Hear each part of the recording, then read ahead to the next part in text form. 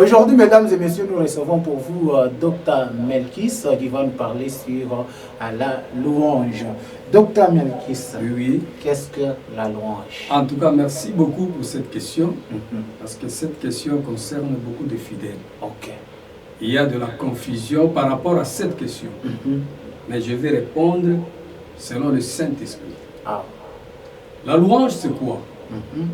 Il y a beaucoup de gens qui croient que la louange, c'est chanter plus vite dans l'église, c'est ça la louange. Chanter plus vite. Oui, oui. Okay. Donc il y a des chansons qu'on chante lentement et des chansons qu'on peut chanter plus vite. On appelle la louange, l'adoration. Or, c'est pas ça. Ok. La louange, en effet, c'est l'effet de célébrer. L'effet de célébrer le mérite d'une personne. Je m'explique par là. Okay. Le mérite comment? Parce qu'il y a une différence entre la louange et l'adoration, mais je peux déborder un peu. C'est quoi la louange?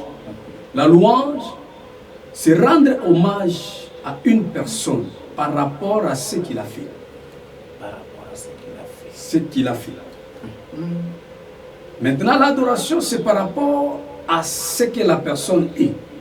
Ah, ce que la personne est, c'est ça l'adoration. C'est l'adoration. Mais la louange, c'est rendre hommage de ce que la personne a fait. Oui. Ah, et pour dire vrai, donc la louange est inclue dans l'adoration. Oh, la louange est inclue dans l'adoration. Oui, oui. Wow. Maintenant, d'où provient la louange? Voilà. La louange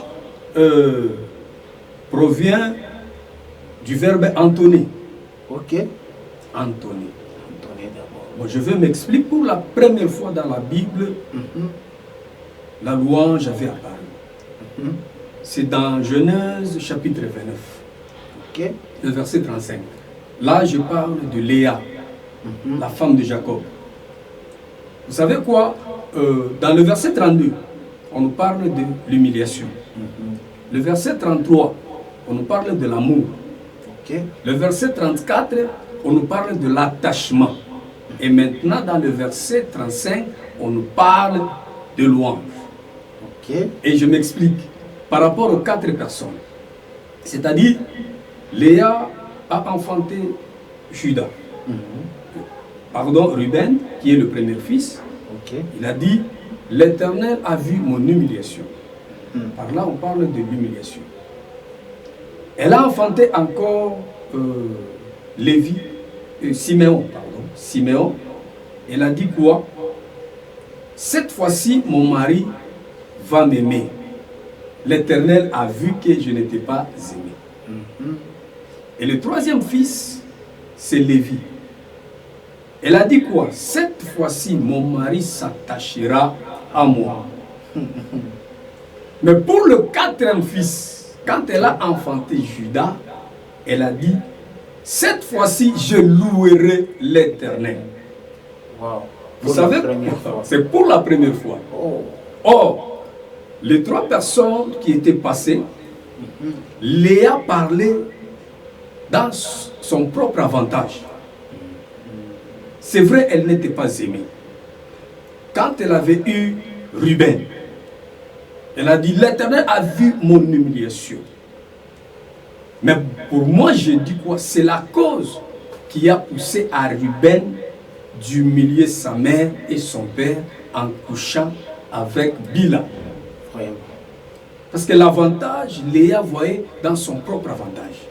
Et pour la 2e fois, en enfantant Siméon, elle dit, cette fois-ci, mon mari m'aimera. Au lieu que son mari l'aime, mais c'est Siméon qui avait aimé le mal. Et pour la 3e personne, Lévi, cette fois-ci, mon mari s'attachera à moi. Au lieu que son mari puisse s'attacher à elle, mais c'est maintenant Lévi qui s'est attaché à Siméon. Vous voyez? Mais pour la 4e personne par là, elle dit, cette fois-ci, je louerai l'Éternel.